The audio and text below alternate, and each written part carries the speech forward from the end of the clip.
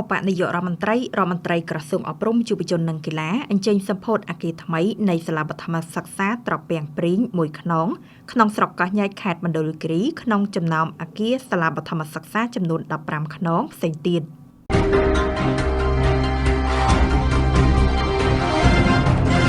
អគារថ្មីនៃសាលាបឋមសិក្សាត្រពាំងព្រីងមួយខ្នងក្នុងស្រុកកោះញែកខេត្តមណ្ឌលគិរីក្នុងចំណោមអគារសាលាបឋមសិក្សាចំនួន15ខ្នង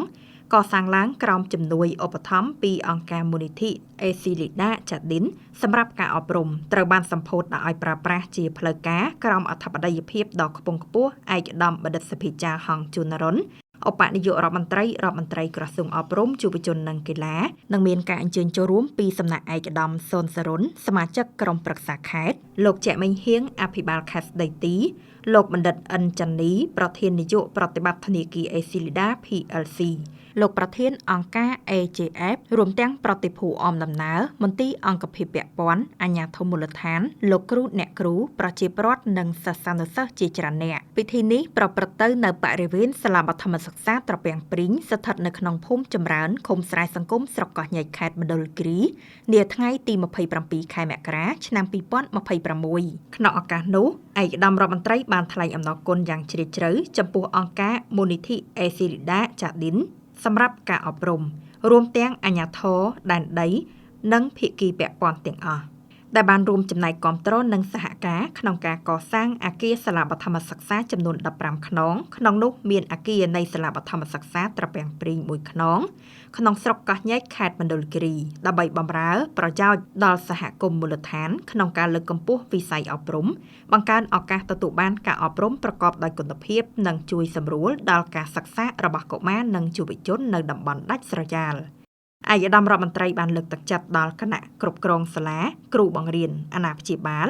និងសិស្សានុសិស្សទាំងអស់ឲ្យរួមគ្នាថែរក្សានិងប្រើប្រាស់អគារសាលាថ្មីនេះឲ្យមានប្រសិទ្ធភាពខ្ពស់ក្នុងការអភិវឌ្ឍធនធានមនុស្សទៅថ្ងៃអនាគតឲ្យមានការរីកចម្រើន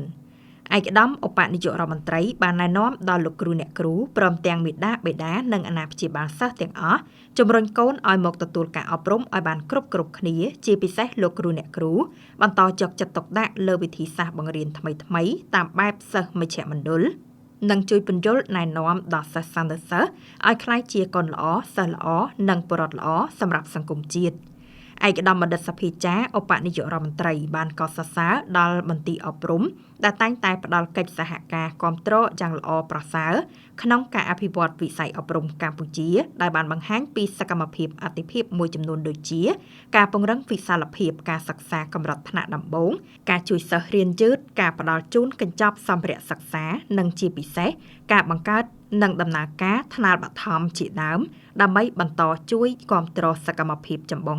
ទាំងនេះជាពិសេសគឺចូលរួមចំណែកក្នុងការអភិវឌ្ឍមូលធនមនុស្សស្របតាមចក្ខុវិស័យរបស់រាជរដ្ឋាភិបាលនាឱកាសនេះឯកឧត្តមបណ្ឌិតសភាចាឧបនាយករដ្ឋមន្ត្រីបានផ្ដល់ប្រាក់ឧបត្ថម្ភដល់សាលាទាំង15ក្នុងមួយសាលាទទួលបានថវិកា1លានរៀលសម្រាប់ជួសជុលបរិក្ខារសាលានិងផ្ដល់ជាអំណោយជូនដល់មាតាបិតាឬអាណាព្យាបាលសិស្សនិងចែកសម្ភារៈសិក្សាដល់សិស្សានុសិស្សផងដែរ